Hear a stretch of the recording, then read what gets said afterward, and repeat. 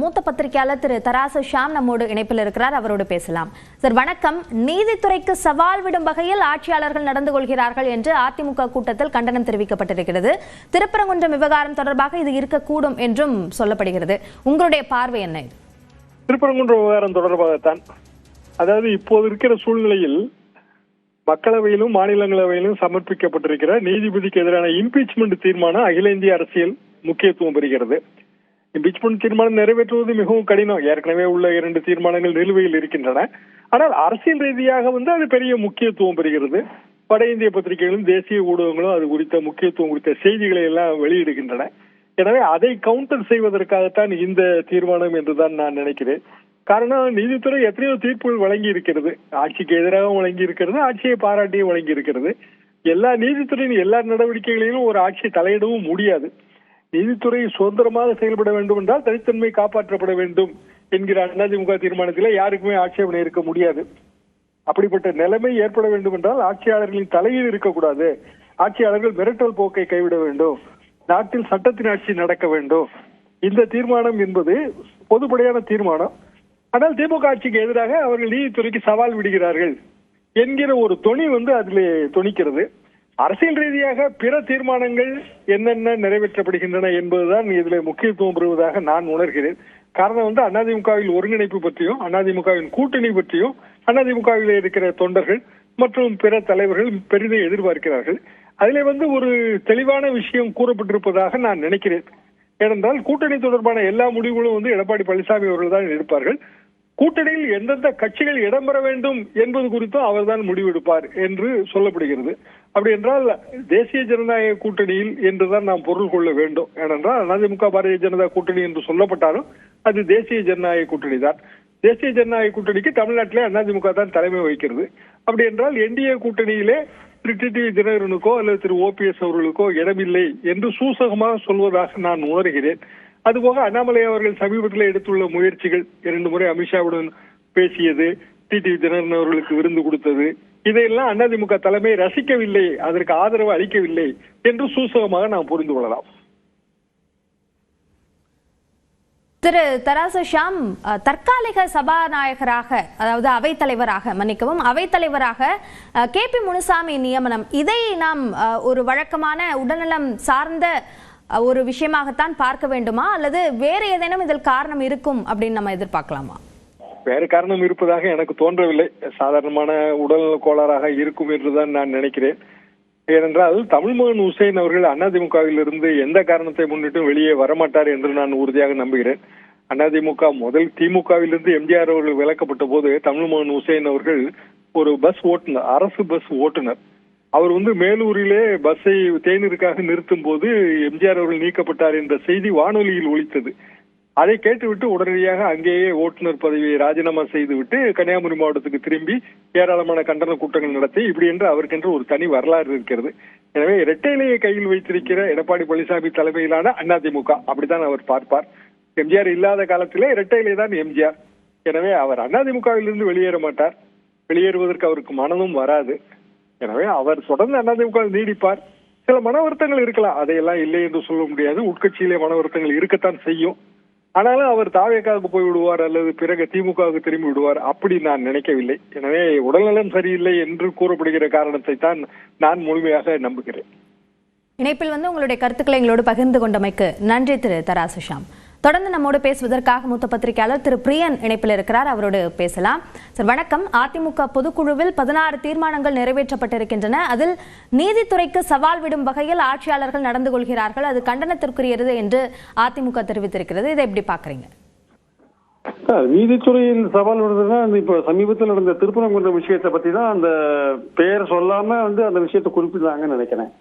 அதாவது இந்த மாதிரியான விஷயங்கள்ல ஒரு அரசாங்கம் நீதிமன்றத்தை அணுகிறது ஒரு சாதாரணமான ஒரு விஷயம்தான்.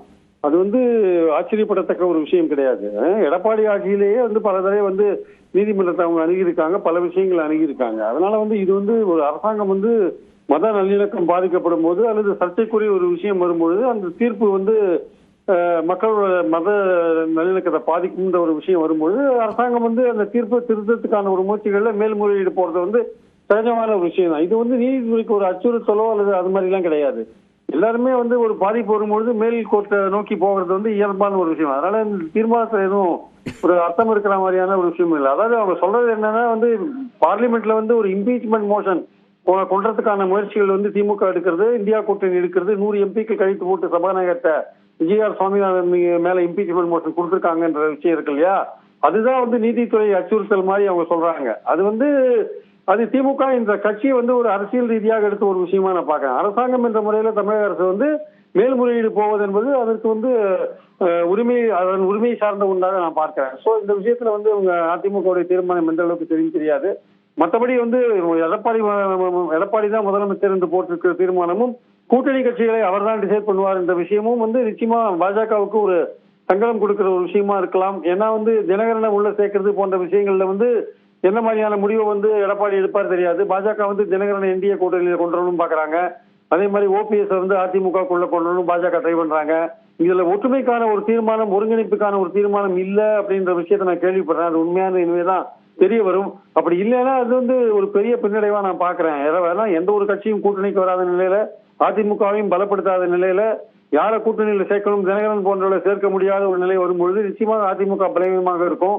சோ இந்த பொதுக்குழு என்பது ஒரு நம்பிக்கை கொடுக்கக்கூடிய, தேர்தலில் இன்னும் ஒரு பலமான கூட்டணி அமைத்துக் கொண்டு தேர்தலில் சந்திக்கக்கூடிய அந்த வாய்ப்பை வந்து காமிக்கிற மாதிரியான ஒரு சுச்சுவேஷனோ ஒரு தீர்மானமோ இங்க இல்லைன்றது வந்து நிச்சயமா அதிமுக தொண்டர்களுக்கு ஒரு ஏமாற்றமான ஒரு விஷயமா நான் பாக்குறேன். இணைப்பில் வந்து கருத்துக்களை பகிர்ந்து கொண்டமைக்கு நன்றி திரு பிரியன். தொடர்ந்து நம்மோடு இணைப்பில் இருக்கிறார் மூத்த பத்திரிகையாளர் திரு கோலாகல சீனிவாஸ். அவரோடு பேசலாம். சார் வணக்கம். அதிமுக பொதுக்குழுவில் நிறைவேற்றப்பட்ட தீர்மானங்கள்ல திருப்பரங்குன்றம் என்ற அந்த விவகாரத்தை குறிப்பிடாமல் நீதித்துறைக்கு சவால் விடும் வகையில் இந்த ஆட்சியாளர்கள் நடந்து கொள்கிறார்கள், அதற்கு கண்டனம் என்று தெரிவித்திருக்கிறார்கள். உங்களுடைய பார்வை என்ன? அது கரெக்ட் தான். சட்டத்தின் ஆட்சி என்பது நீதித்துறைக்கு மதிப்பளித்தல், அதே போல நீதிமன்றம் கொடுத்திருக்கிற தீர்ப்புகளை நிறைவேற்றுதல், அதுதான். அப்படிங்கிறப்ப ஒரு நீதிமன்றம் ஒரு தீர்ப்பை கொடுக்கும், அந்த தீர்ப்புக்கு நேரு எதிராக ஒரு அரசு செயல்பட்டால் அங்கு சட்டத்தின் ஆட்சி இல்லை என்று பொருள். ரூல் ஆஃப் லாங்கிறது என்ன? ரெண்டுத்துக்கு இடையில ஒரு இயைந்த போக்கு இருக்கணும். அப்படி இல்லைன்னா அது தப்பு தானே. அதைத்தான் அவங்க சொல்லியிருக்காங்க. இது ரொம்ப கரெக்டான வார்த்தை. அதே போல இன்னொன்று, எடப்பாடி பழனிசாமி தான் முதல்வராக இருப்பார் என்று அந்த தீர்மானம் சொல்லி இருப்பது, அதே போல அந்த கூட்டத்தில் யார் இடம்பெற வேண்டும் என்பதை எடப்பாடி பழனிசாமி தீர்மானிப்பார் அப்படின்னு சொல்லி இருக்கிறது. இது ரெண்டுலயும் பெரிய ஆச்சரியம் எதுவும் இல்லை. இது ஏற்கனவே ஏப்ரல் 12ஆம் தேதி இந்த கூட்டணியை சீல் பண்ணப்போ அமித்ஷா கொடுத்த பிரஸ் மீட்டிங்லயே அவர் சொன்னதுதான். அமித்ஷா என்ன சொல்லியிருக்கிறாரோ அதுதான் அவங்க சொல்லியிருக்காங்க. அமித்ஷா ரொம்ப தெளிவாக சொல்லியிருந்தார், அதாவது எடப்பாடி பழனிசாமி அவர்களுடைய தலைமையின் கீழ் நாங்கள் ஆட்சி அமைப்போம் அப்படின்னு. அவருடைய தலைமையின் கீழ் ஆட்சி அமைப்போம்னா அவர் தான் முதல்வர் கேண்டிடேட்னு அர்த்தம். அதுல எந்த டவுட்டும் கிடையாது.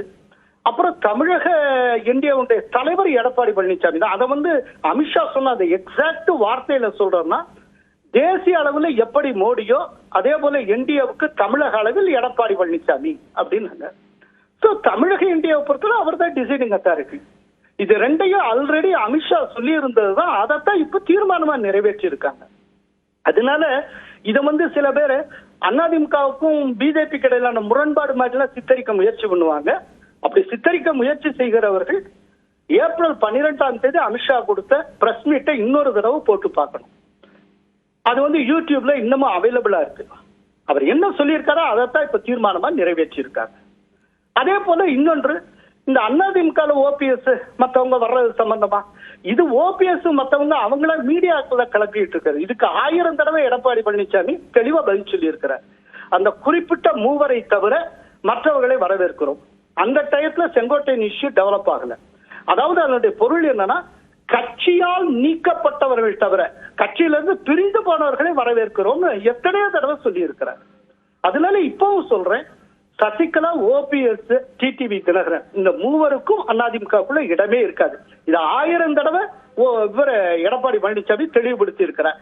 அந்த லிஸ்ட்ல லேட்டஸ்ட் அடிஷன் செங்கோட்டையன். இப்ப செங்கோட்டையன் இன்னொரு கட்சிக்கு போயிட்ட, இனிமே அவர் அதிமுக வர்றது பத்தின கேள்வியே கிடையாதுன்னு வைங்க. சோ இந்த 3 வந்து ஆல்ரெடி தெளிவுபடுத்தப்பட்ட விஷயம். மீடியாக்கள் தங்களுடைய வசதிக்காக திரும்ப திரும்ப கிளப்பிக்கிட்டே இருக்காங்க. இந்த 3 பேர் கட்சியால் நீக்கப்பட்டவர்கள், பிரிந்து போனவர்கள் கிடையாது. இதை பல முறை எடப்பாடி பழனிசாமி தெளிவுபடுத்தி இருக்கிறார். கருத்து பகிர்விற்கு நன்றி திரு கோலாகல ஸ்ரீனிவாஸ். நீதித்துறைக்கே சவால் விடும் ஆட்சியாளர்களின் ஆதிக்க மனப்பான்மைக்கு கண்டனம் என்று அதிமுக பொதுக்குழுவில் தீர்மானம் நிறைவேற்றப்பட்டிருக்கிறது. அதேபோல கோவை மதுரை மெட்ரோ திட்டங்களுக்கு மத்திய அரசு அனுமதி அளிக்க வேண்டும் என்ற அந்த கோரிக்கையை அதிமுக முன்வைத்திருக்கிறது. ஆனால் இதற்கான புள்ளி விவரங்களை சரியாக திமுக கொடுக்கவில்லை என்ற கண்டனத்தையும் அதிமுக பொதுக்குழுவில் தீர்மானமாக நிறைவேற்றியிருக்கிறார்கள். தொடர்ந்து நம்மோடு பேசுவதற்காக மூத்த பத்திரிகையாளர் திரு ஆர்.கே. இணைந்திருக்கிறார். அவரோடு பேசலாம். சார் வணக்கம். அதிமுக பொதுக்குழு தீர்மானங்களை எப்படி பாக்குறீங்க? குறிப்பாக கூட்டணி சார்ந்த முடிவுகளை எடுப்பதற்கான அதிகாரம் எடப்பாடி பழனிசாமிக்கு தான் என்பது ஓபிஎஸ் டிடிவி தினகரன் சார்ந்த ஒரு முடிவாக பார்க்க வேண்டுமா? இல்ல, எடப்பாடி பழனிசாமியினுடைய ஒரு ஷோ ஆஃப் ஸ்ட்ரென்த். அவருக்கு வேண்ட விஷயங்களை அவர் செய்து விட்டார். அதன் பிறகு எக்கேடோ கெட்டு போட்டும் கட்சியானாலும் சரி வேற பிரச்சனைகள் ஆனாலும் சரி என்ற அளவுக்கு செய்திருக்கிறார். நான் ஏன் இது சொல்றேன்னு பாத்தீங்கன்னா, முதல் கட்டமாக எடப்பாடி பழனிசாமிக்கு முழு அதிகாரத்தை கொடுக்கின்ற அந்த தீர்மானங்கள் இருக்கிறது. நிச்சயமாக என்னை பொறுத்தவரை ஒரு கட்சினா அந்த கட்சியினுடைய தலைவர் அது அன்டிஸ்பியூட்டட் லீடராக இருக்க வேண்டும். யாரும் கேள்வி கேட்க முடியாத தலைவராக இருக்க வேண்டும். அதுதான் அதிமுகவினுடைய பாரம்பரியம். அதுல எனக்கு மாற்று கருத்து கிடையாது, பிரச்சனையும் கிடையாது.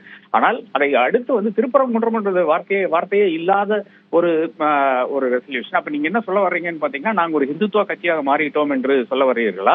இல்லை, பாஜக செய்த அனைத்து விஷயங்களும் அதே மாதிரி இந்து முன்னணி செய்த விஷயமானாலும் சரி, அங்க கலவரம் தூண்டக்கூடிய அந்த நிலைமையானாலும் சரி, இதெல்லாம் உங்களுக்கு ஓகே என்று கூறுகிறீர்களா என்ற அந்த கேள்வியை நான் எழுப்ப விரும்புகிறேன். இதை ஏன் கேட்கிறேன்னு பாத்தீங்கன்னா, நீங்க அடுத்த ரெசல்யூஷன் பார்க்க வேண்டும். அதாவது நீதித்துறைக்கு எதிரான நீதித்துறையை எதிர்த்து அரசாங்கமும் அதே மாதிரி இது அதிகாரிகளும் பயணிக்கிறார்கள் என்று பொருள்படும் முறை வருகின்ற தீர்மானத்தை விட ஒரு கேவலம் ஒன்றும் கிடையாது. ஏனென்றால் இதே அதிமுக தான் ஜெயலலிதாவை சிறையில் அடைத்த போது சுப்ரீம் கோர்ட்டினுடைய அந்த டிசிஷனுக்கு பிறகு அந்த நீதிபதிகளையும் நீதிமன்றத்தையும் அந்த நீதி சிஸ்டத்தையும் எந்த அளவுக்கு கேள்வி கேட்டார்கள், எந்த அளவுக்கு கொச்சையாக பேசினார்கள், கேவலமாக பேசினார்கள், கெட்ட வார்த்தையில் பேசினார்கள் நம்ம தெரிஞ்ச விஷயம்தான். இது தமிழகம் எங்காடும் நடந்த விஷயம். அதே அதிமுக இன்னைக்கு திரும்பி பாஜகவை ப்ரொடெக்ட் பண்ண வேண்டும். இது வேற ஒண்ணுமே கிடையாது. அதாவது அதிமுக கட்சிக்கு ஒரு நெருக்கடி கிடையாது. அப்படி இருந்தால் கூட பாஜக கோபிக்க கூடாது, கழகத்தினுடைய நிரந்தர பொதுச் செயலாளர் இன்று இருக்கின்ற அமித்ஷா கோபிக்க கூடாது என்ற அடிப்படையில் தான் இந்த ஒரு தீர்மானமே வந்திருக்கிறது நான் காண்கிறேன். இதை நான் வன்மையாக கண்டிக்கிறேன். கருத்து பகிர்வுக்கு நன்றி திரு ஆர்.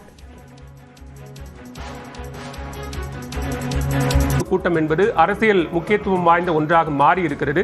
தேசிய ஜனநாயக கூட்டணியில் மேலும் சில கட்சிகள் இணையலாம் என்ற ஒரு வாய்ப்பு இருப்பதாகத்தான் அந்த தீர்மானத்திலும் ஒரு அதிகாரம் வழங்கக்கூடிய தீர்மானமும் நிறைவேற்றப்பட்டிருக்கிறது. எனவே யார் எந்த கட்சிகள் மேலும் இந்த கூட்டணியில் இணையப் போகிறார்கள் என்கிற கேள்வியும் எழுந்திருக்கிறது. நம்மோடு தொலைபேசி வாயிலாக இணைகிறார் மூத்த பத்திரிகையாளர் திரு ஜென்ராம் அவர்கள். சார் வணக்கம். திரு இபிஎஸ் அவர்களுடைய உரையை கேட்டிருப்பீங்க, உங்களுடைய பார்வை?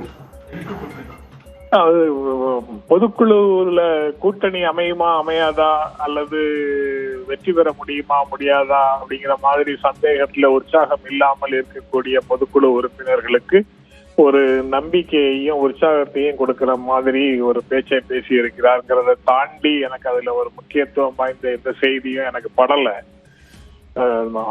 அதுக்கு அந்த நம்பிக்கையை கொடுப்பதற்கு என்னென்னலாம் செய்யணும் அப்படின்னு பார்த்தா, திமுக அரசின் மீது குறை சொல்லணும், திமுக அரசு மக்களுடைய நம்பிக்கையை இழந்ததாக சொல்லணும், திமுக ஏதேனும் செய்திருக்கிறதுன்னு ஏற்றுக்கொள்ள வேண்டிய ஒரு கட்டாயம் வந்தால் அது அனைத்துமே அதிமுக திட்டங்களை திமுக காப்பி அடிச்சு பெயர் மாற்றி லேபிள் ஒட்டி அதையெல்லாம் செய்தது அப்படின்னு அதற்கான கிரெடிட்டை தாங்களே எடுத்துக்கொள்ள வேண்டும்ங்கிற மலினமான உத்திகளை தவிர அதுல அரசியல் ரீதியாக பேசுவதற்கோ அல்லது திமுக அரசுல இந்த தவறுகள் நடந்திருக்குதுன்னு அவர் ஏதாவது குறிப்பான குற்றச்சாட்டுகளை முன் வச்சிருக்காருன்னு பாக்குறதுக்கோ எதுவும் இல்லை. ஒரு எதிர்கட்சியாக இருக்கக்கூடியவர்கள் இயல்பாக என்ன பேசுவாங்களோ அந்த மாதிரி ரொம்ப பொதுவான தன்மை தான் இருக்கு. வேற சில கட்சிகளை போல பர்சனல் அட்டாக்ல இல்லாம ஒரு பொதுவான அரசியல் குற்றச்சாட்டுகளாக இவர் பேசியிருப்பது வரவேற்கத்தக்கது. எல்லா பெரிய ஏற்பாடுகள் எல்லாரும் சேர்ந்து ஒரு பெரிய ஏற்பாடுகள் செய்த பிறகு ஒரு 3 நிமிஷம் 4 நிமிஷம் பேசிட்டு போகாம நீண்ட நேரம் அவர்களோடு உரையாடுவதற்கு முயற்சி செய்தது நல்ல விஷயமாக இருக்கு. இப்படி இந்த மாதிரி தான் சில விஷயங்களை பாசிட்டிவா சொல்ல முடியும். கண்டென்ட்டுக்குள்ள வேற எதுவும் மேஜராக குறிப்பிட்டு சொல்லும்படி எனக்கு முதல் பார்வையில கிடைக்கல. நீங்க குறிப்பாக ஏதாவது வாக்கு சதவீதம் அப்படின்னு ஒன்ன குறிப்பிடுறாரு.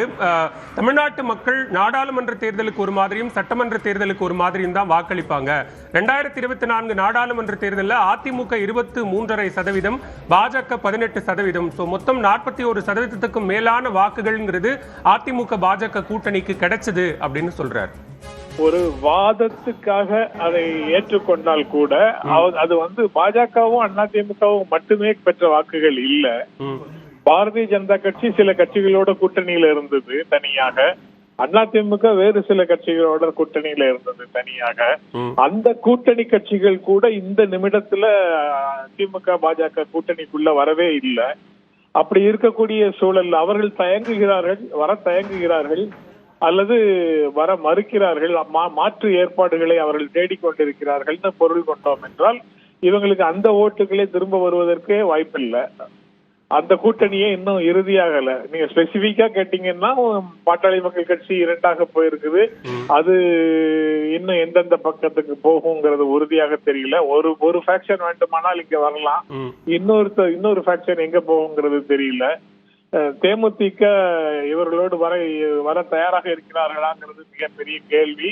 இவங்க இல்லாம வேறு 2 கூட்டணிகள்ல ஏதாவது ஒரு கூட்டணிக்கு போவதற்கான வாய்ப்பை அவர்கள் தேடக்கூடும், அல்லது திமுகவோடய போய் செட்டில் ஆகிறதுக்கான வாய்ப்பை தேடக்கூடும்னு தான் நான் நினைக்கிறேன். அதுக்கு பிறகு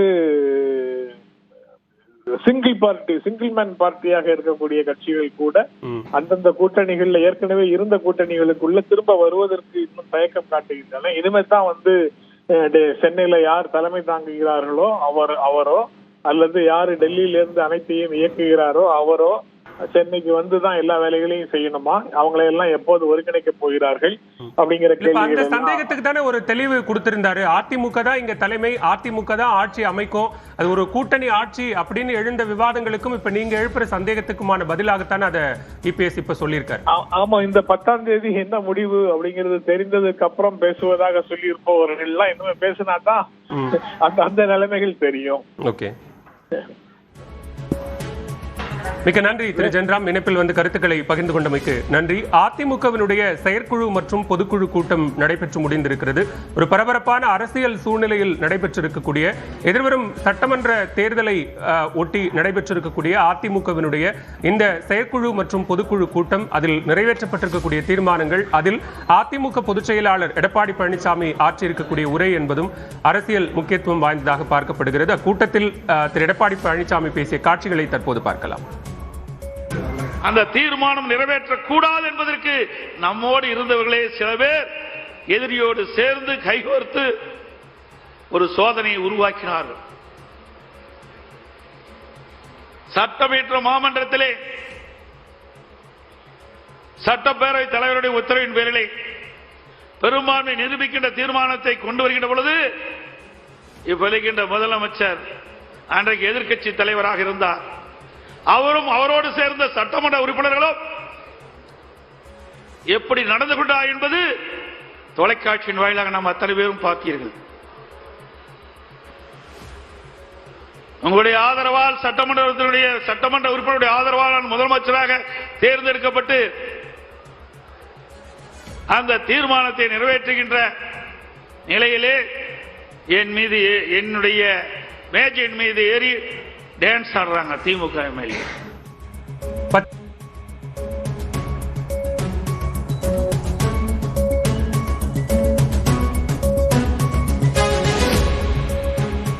முன்னாள் அமைச்சர் மாவட்ட கழக பெஞ்சமின் அவர்கள் இந்த பொதுக்குழுவுக்கு நடைபெறுவதற்கு சிறப்பான ஏற்பாடு செய்வதற்கு அவரும் இந்த நிகழ்ச்சி சீரோடும் சிறப்போடு நடைபெறுவதற்கு உறுதுணையாக விளங்கிய அறிவித்தார் பெஞ்சமின் அவர்களுக்கும், அதே போல இந்த பொதுக்குழு கூட்டம் சிறப்பாக நடைபெறுவதற்காக இன்றைக்கு அந்த பொதுக்குழு எப்படியெல்லாம் நடைபெற வேண்டும், எப்படியெல்லாம் அரேஞ்ச்மெண்ட் பண்ண வேண்டும் என்ற அந்த நிகழ்ச்சியை பார்வையிற்கு வந்த நம்முடைய துணை பொதுச் செயலாளர் அண்ணன் KPM அவர்களுக்கும் தலைமை அறிவிச்சாளர் வேலுமணி அவர்களுக்கும் அமைச்சர் தங்கமணி அவர்களுக்கும் அவரோடு இணைந்து பணியாற்றிய இந்த பகுதியைச் சேர்ந்த கழக நிர்வாகிகள் அத்தனை பேருக்கும் நேரத்தில் நன்றி தெரிவித்து அடுத்த ஆண்டு நாம் ஆளுங்கட்சியாக இருப்போம் அந்த பொதுக்குழுவிலே சந்திப்பு என்பதை நேரத்தில் தெரிவித்து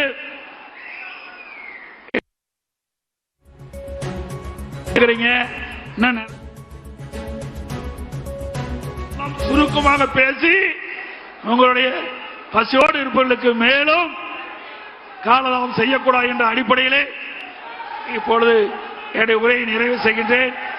அத்தனை பேரும் உழைக்க வேண்டும். இந்த உழைப்பு தான் வெற்றிக்கை. இன்றைக்கு யானைக்கு தும்பிக்கை, நமக்கு நம்பிக்கை. அந்த நம்பிக்கை ஒவ்வொருவருக்கும் ஏற்பட வேண்டும்.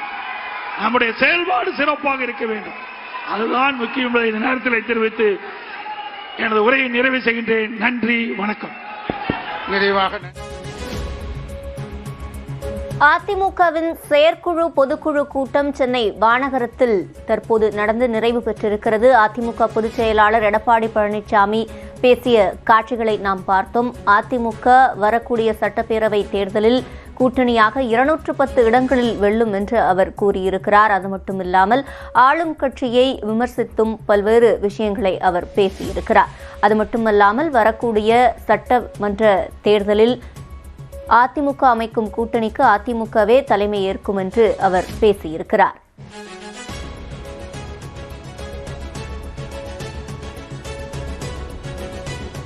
திமுக ஆட்சியை வீட்டிற்கு அனுப்ப மக்கள் தயாராகிவிட்டனர் என்று அதிமுக பொதுச் செயலாளர் எடப்பாடி பழனிசாமி இந்த செயற்குழு பொதுக்குழு கூட்டத்தில் பேசியிருக்கிறார். மேலும் சட்டமன்ற தேர்தலில் அமையும் கூட்டணிக்கு அதிமுகவே தலைமை வகிக்கும் என்றும் அவர் கூறியிருக்கிறார்.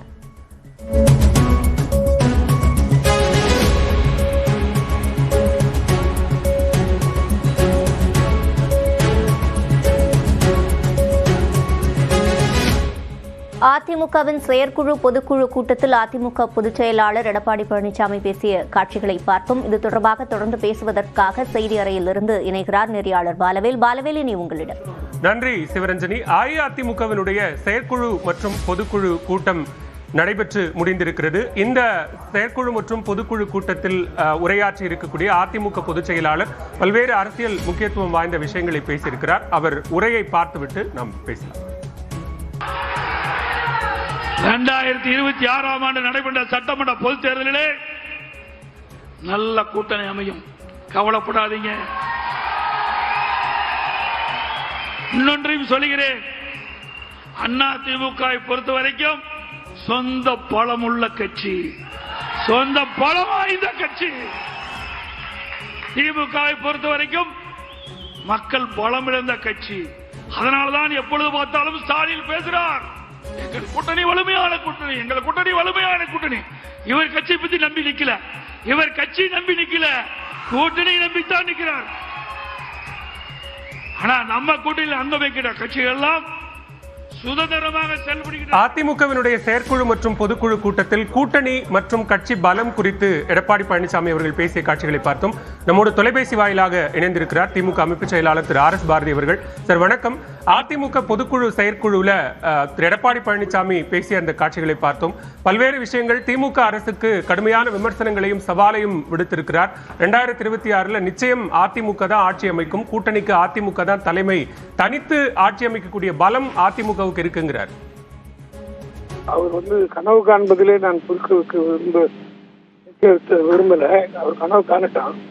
ஆனா 2000 இவர் தலைமை பொறுப்பு ஏற்ற பிறகு ஒரு தேர்தலையும் அவர் செய்யல. அதனால அவர் இருக்கிறவங்க தக்க வைக்கிறதுக்காக அப்படி பேசக்கூடும். அவர் பேச பேச ஒவ்வொருத்தரும் முக்கிய இவரை விட சீனியர் கட்சிக்காரங்களாம் அங்கிருந்து போயிட்டு இருக்காங்க. அவர் கப்பல் முழுகி கொண்டிருக்கிறது. அதனால அவர் எப்படியாவது அவங்கள ஆளை கன்வின்ஸ் பண்ணுறதுக்காக அடிக்கடி இந்த மாதிரி கூட்டங்களை கூட்டி, ஏன்னா ஜெயலலிதா பேருக்கு கூட இத்தனை முறை பொதுக்குழு நடத்துது, அடிக்கடி இவர் கூட்டுறாருன்னா இவர் பலவீனமாயிட்டாரு, போறவங்கள எப்படியாவது தடுத்து நிறுத்தணுன்றதுக்காக பண்றாரு. ஆனா திமுக 2019 இருந்து குறிப்பா எங்க தலைவர் MK ஸ்டாலின் தலைமை ஏற்ற பிறகு எல்லா தேர்தலையும் நாங்க வெற்றி கொடி நாட்டியிருக்கிறோம். இதே பாராளுமன்ற தேர்தலில் இதை விட வேகமா பேசுறார் எடப்பாடியும். அவரை மிஞ்சுகிற வகையில மோடி 8 முறை பேசிட்டு போனார். அமித்ஷா பேசிட்டு போனார். அதற்கு பின்னாடி 39-40 ஆச்சு குறையல. ஆக திராவிட முன்னேற்ற கழகம் சரியா போயிட்டு இருக்கு. எங்களுக்கு கூட்டணி வலுவாக இருக்குது. நாளுக்கு நாள் எங்களுடைய பொசிஷன் வளர்ந்து கொண்டுதான் இருக்குது. அதை நாங்கள் ப்ரூவ் பண்ணிட்டோம். அதனால கூட்டணியை நம்பித்தான் இருக்கு. திமுக கூட்டணியை நம்பித்தான் இருக்கிறது. கூட்டணி பலம் இல்லாமல் திமுகவால் இருக்க முடியாது. நாங்க பாஜகவோட கூட்டணி வச்சா திமுகவுக்கு என்ன பிரச்சனை? வரலாறு தெரியாம பேசுறாரு. பேரறிஞர் அண்ணா அவர்கள் 1967 எப்படி இந்த கட்சியை வழிநடத்தி கூட்டணி அமைச்சு, கூட்டணின்னு சொன்னா அண்ணா அவர்கள் விட பெரிய அறிவாளி யார் இருப்பதா அப்படி ஒரு கூட்டணி ஆட்சி இல்ல தேவையில்லைன்னு சொன்னா அண்ணா படுத்த முதல்ல ஒரு கட்சி கொடி எடுத்துருந்தோம். அண்ணா வகுத்த பாதையில் அன்னைக்கு ஆப்போசிட் கட்சிக்கு எவ்வளவு செல்வாக்கு இருந்தது நாட்டுக்கு தெரியும். நாம் தமிழர் என்று தீபா ஆதித்யநாத் கட்சிக்கு எவ்வளவு கூட்டம் இருந்தது தெரியும். சுதந்திரா கட்சிக்கு என்ன இருந்தது இருந்தாலும் ஒரு அணியில் அனைவரையும் திரட்டி அண்ணா அமைச்ச அந்த வரலாறு தான் இந்தியாவுக்கே வழிகாட்டிட்டு. ஆக அண்ணா வழியிலே திராவிட முன்னேற்ற கழகம் அயராது உழைத்து கொண்டிருக்கிறது. அண்ணா வழியை பின்பற்றி தான் கலைஞரும் கூட்டணி வைத்தார். அவர் வழியில் 2 பேருடைய வழியில் தான் இன்னைக்கு தளபதி மு.க. ஸ்டாலின் அதே வழியில் சென்று கொண்டிருக்கிறார். அது எங்களுக்கு வெற்றியும் தந்து கொண்டிருக்கிறது. அந்த வெற்றியை நாங்கள் தக்க வைத்துக் கொள்வோம். திமுகவில் இருக்கக்கூடிய தற்போதைய அமைச்சர்கள் பலர் மேல ஊழல் குற்றச்சாட்டுகள் இருக்கு. அதையெல்லாம் மக்கள் பார்த்துக்கிட்டு இருக்காங்க. எனவே 2026 திமுக ஆட்சியை வீட்டுக்கு அனுப்புவார்கள் அப்படின்னு சொல்றாரு இபிஎஸ். எடப்பாடி சொல்றது வேடிக்கையா இருக்கு. அவர் மேல இல்லாத குற்றச்சாட்டுகளா? அவர் மேல சிபிஐ என்கொயரி போடணும்னு சொல்லிட்டு சென்னை உயர்நீதிமன்றம் அதுக்கு மேல போய் ஹைகோர்ட்ல ஸ்டே வாங்கினார். அதுக்கப்புறம் என்ன நடந்ததுலாம் நாட்டு மக்களுக்கு தெரியும். எல்லா மந்திரிகள் மீதும் ஊழல், எல்லா மந்திரிகளும் தண்டனை பெற்றியா? அவங்க அம்மாவுக்கே தண்டனை பெற்று 4 வருஷம் உள்ள போறியா? அதனால ஊழலை பற்றியோ லஞ்சத்தை பற்றியோ பேசுகிற யோகிதை அடுகளவு கூட எடப்பாடி கிடையாது. அவருடைய ஊழல் அவர் சம்பத்தி மாட்டிக்கிட்டாருன்னா போய் நேரடியா மோடி காலில் விழுந்து இன்னைக்கு அங்க கட்சியை சரண்டர் வச்சு பண்ணிட்டு காலடியில் வச்சுட்டு சலாம் பண்ணி கொண்டிருக்கிறார். மிக்க நன்றி திரு ஆர் எஸ் பாரதி. இணைப்பில் வந்து கருத்துக்களை பகிர்ந்து கொண்டமைக்கு நன்றி. அஇஅதிமுகவினுடைய செயற்குழு மற்றும் பொதுக்குழு கூட்டம் நடைபெற்று முடிந்திருக்கிறது. இக்கூட்டத்தில் அதிமுக பொதுச் செயலாளர் எடப்பாடி பழனிசாமி உரையாற்றியிருக்கிறார். அதற்கு முன்னதாக இந்த கூட்டத்தில் 16 தீர்மானங்கள் நிறைவேற்றப்பட்டிருக்கின்றன.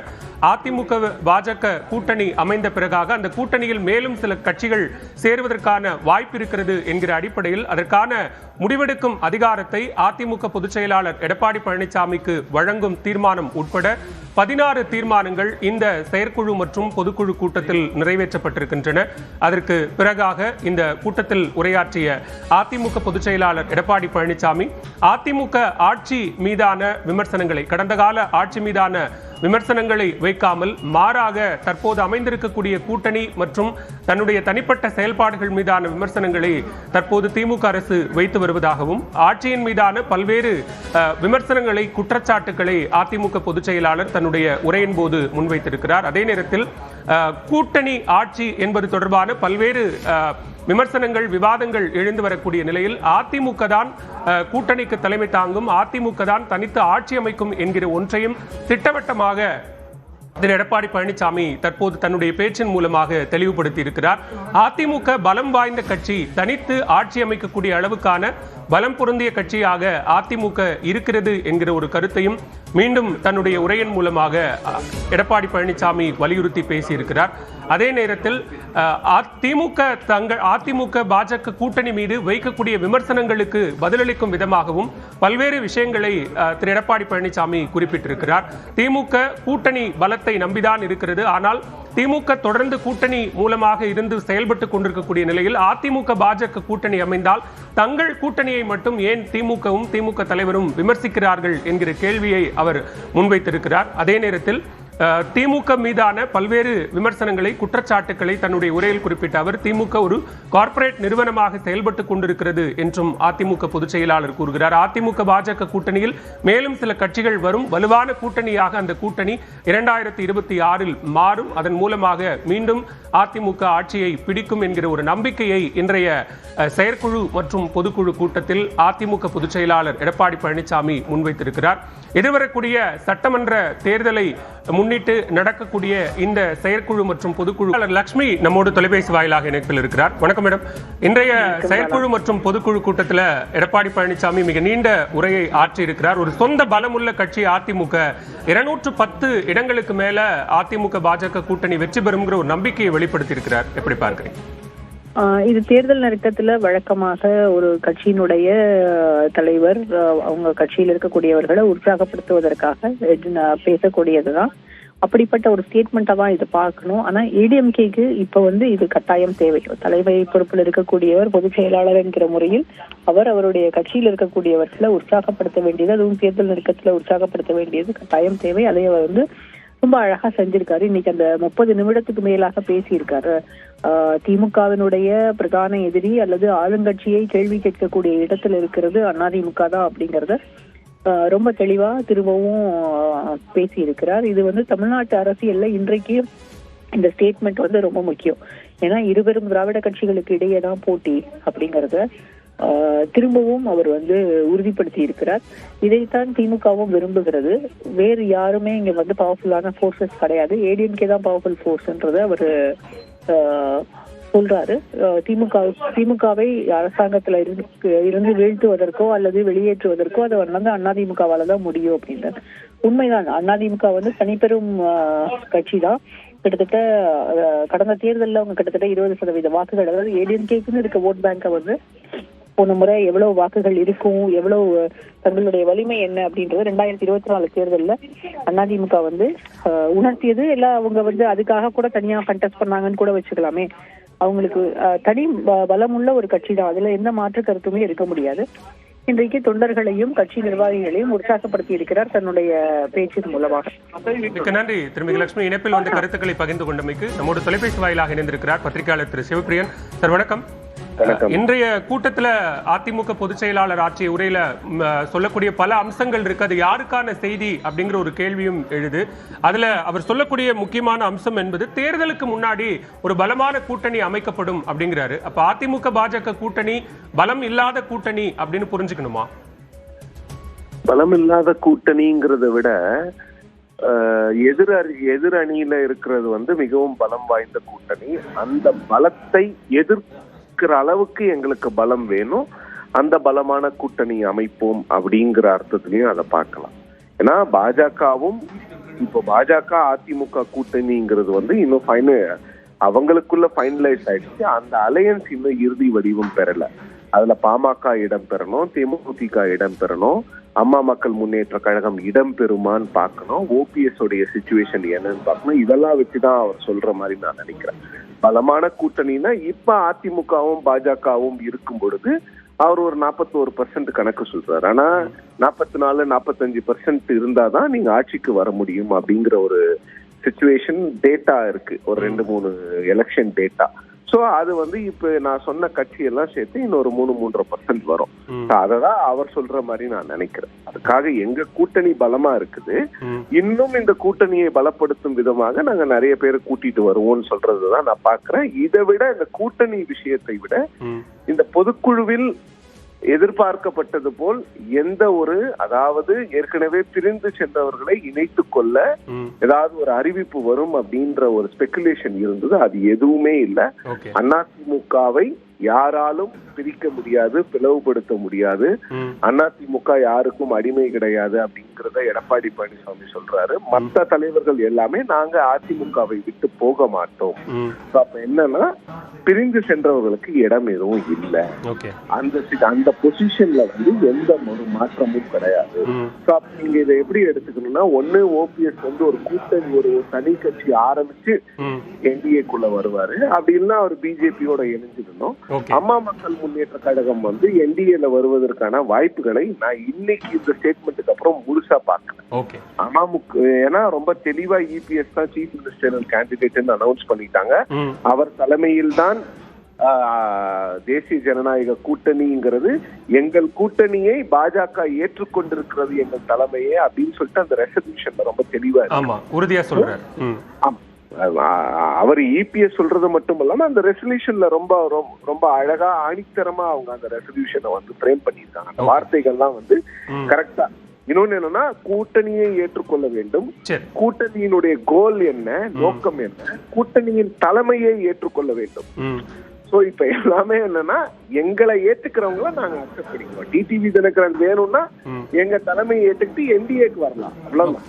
அவங்க ரொம்ப ரீஅசெட் பண்ணிருக்காங்க ஏடிஎம்கே. நாங்க தான் லீடரு, எங்க கிட்ட 30% ஓட்டு இருக்குது, எங்களை நம்பி வர்றவங்க வரலாம், ஆனா எங்கள் தலைமையை ஏற்றுக்கொள்ள வேண்டும். எங்களுக்கு எந்த கண்டிஷனும் கட்டளையும் நீங்க போடக்கூடாது. ஓகே, மிக்க நன்றி திரு சிவபிரியன். இணைப்பில் வந்து கருத்துக்களை பகிர்ந்து கொண்ட மிக்க நன்றி. அதிமுக செயற்குழு மற்றும் பொதுக்குழு கூட்டம் நடைபெற்று முடிந்திருக்கிறது. அரசியல் முக்கியத்துவம் வாய்ந்த சூழலில் மிக குறிப்பாக 2026 சட்டமன்ற தேர்தலுக்கு முன்னதாக அதிமுக பாஜக கூட்டணி அமைந்திருக்கக்கூடிய நிலையில் பல்வேறு கட்சிகள் கூட்டணியை நோக்கி வரும் என்கிற நம்பிக்கையை இந்த கூட்டத்தின் செயற்குழு மற்றும் பொதுக்குழு கூட்டத்தின் வாயிலாக மீண்டும் ஒருமுறை அதிமுக பொதுச் செயலாளர் எடப்பாடி பழனிசாமி தெளிவுபடுத்தியிருக்கிறார். தமிழ்நாடு காங்கிரஸ் கமிட்டி தலைவர் செல்வ பெருந்தகை இந்த விவகாரம் தொடர்பாக நியூஸ் 18 தமிழ்நாடு தொலைக்காட்சிக்கு அளித்த பேட்டியை தற்போது பார்க்கலாம்.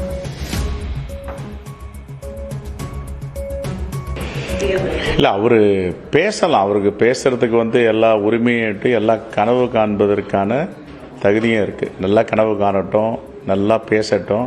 ஆனால் ஒன்று மறந்துடுறாரு அவர், மக்கள் எல்லாத்தையும் பார்த்துட்டு இருக்காங்க. மக்கள் மிகவும் புத்திசாலிகள். அதுவும் தமிழ்நாட்டு மக்கள் சாதுரியமாக முடிவெடுப்பாங்க, தெளிவாக முடிவெடுப்பாங்க. நான் கேட்குறேன், இவர் எதை வச்சு மக்கள்கிட்ட இப்போ போக போகிறாரு?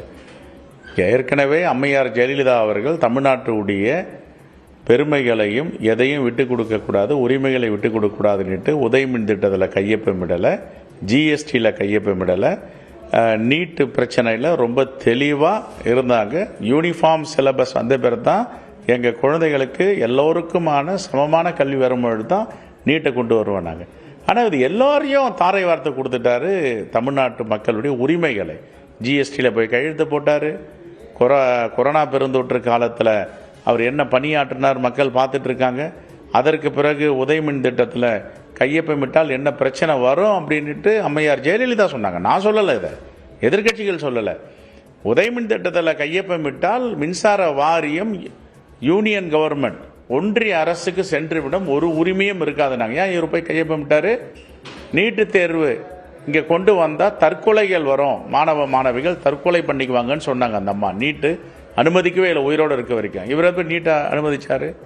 அப்படி ஜிஎஸ்டி, நான் இருக்கும் வரை ஜிஎஸ்டி வேண்டாம், நீங்கள் வரி பணத்தை சரியான முறையில் பகிர்ந்து கொடுக்க மாட்டீங்க அப்படின்னு சொன்னாங்க. இவர் தான் அதிமுக பொதுச் செயலாளர் எடப்பாடி பழனிசாமியினுடைய இன்றைய செயற்குழு மற்றும் பொதுக்குழு உரை குறித்து தமிழ்நாடு காங்கிரஸ் கமிட்டி தலைவர் செல்வ பெருந்தகை பேசிய காட்சிகளை பார்த்தோம். தொடர்ந்து மற்ற செய்திகளை வழங்குவதற்காக இணைகிறார் நெறியாளர் அபிநயா.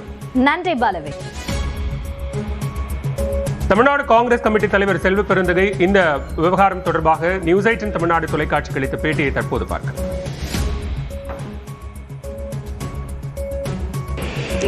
இல்லை, அவர் பேசலாம். அவருக்கு பேசுறதுக்கு எல்லா உரிமையிட்டு எல்லா கனவு காண்பதற்கான தகுதியும் இருக்குது. நல்லா கனவு காணட்டும், நல்லா பேசட்டும். ஆனால் ஒன்று மறந்துடுறாரு அவர், மக்கள் எல்லாத்தையும் பார்த்துட்டு இருக்காங்க. மக்கள் மிகவும் புத்திசாலிகள். அதுவும் தமிழ்நாட்டு மக்கள் சாதுரியமாக முடிவெடுப்பாங்க, தெளிவாக முடிவெடுப்பாங்க. நான் கேட்குறேன், இவர் எதை வச்சு மக்கள்கிட்ட இப்போ போக போகிறாரு? ஏற்கனவே அம்மையார் ஜெயலலிதா அவர்கள் தமிழ்நாட்டுடைய பெருமைகளையும் எதையும் விட்டு கொடுக்கக்கூடாது, உரிமைகளை விட்டு கொடுக்கக்கூடாதுன்னுட்டு உதயமின் திட்டத்தில் கையொப்பமிடலை, ஜிஎஸ்டியில் கையொப்பமிடலை, நீட்டு பிரச்சனையில் ரொம்ப தெளிவாக இருந்தாங்க. யூனிஃபார்ம் சிலபஸ் வந்த பிறகு தான் எங்கள் குழந்தைகளுக்கு எல்லோருக்குமான சமமான கல்வி வரும்பொழுது தான் நீட்டை கொண்டு வருவாங்க. ஆனால் இது எல்லோரையும் தாரை வார்த்தை கொடுத்துட்டாரு. தமிழ்நாட்டு மக்களுடைய உரிமைகளை ஜிஎஸ்டியில் போய் கையெழுத்து போட்டார். கொரோனா பெருந்தொற்று காலத்தில் அவர் என்ன பணியாற்றினார் மக்கள் பார்த்துட்டு இருக்காங்க. அதற்கு பிறகு உதயமின் திட்டத்தில் கையொப்பமிட்டால் என்ன பிரச்சனை வரும் அப்படின்ட்டு அம்மையார் ஜெயலலிதா சொன்னாங்க. நான் சொல்லலை, இதை எதிர்கட்சிகள் சொல்லலை.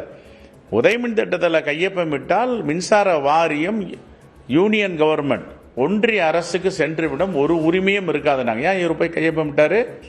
நீட்டு தேர்வு இங்கே கொண்டு வந்தால் தற்கொலைகள் வரும், மாணவ மாணவிகள் தற்கொலை பண்ணிக்குவாங்கன்னு சொன்னாங்க அந்த அம்மா. நீட்டு அனுமதிக்கவே இல்லை உயிரோடு இருக்க வரைக்கும். இவரை போய் நீட்டை அனுமதிச்சாரு. அப்படி ஜிஎஸ்டி, நான் இருக்கும் வரை ஜிஎஸ்டி வேண்டாம், நீங்கள் வரி பணத்தை சரியான முறையில் பகிர்ந்து கொடுக்க மாட்டீங்க அப்படின்னு சொன்னாங்க. இவர் தான் அதிமுக பொதுச் செயலாளர் எடப்பாடி பழனிசாமியினுடைய இன்றைய செயற்குழு மற்றும் பொதுக்குழு உரை குறித்து தமிழ்நாடு காங்கிரஸ் கமிட்டி தலைவர் செல்வ பெருந்தகை பேசிய காட்சிகளை பார்த்தோம். தொடர்ந்து மற்ற செய்திகளை வழங்குவதற்காக இணைகிறார் நெறியாளர் அபிநயா. நன்றி பாலவே.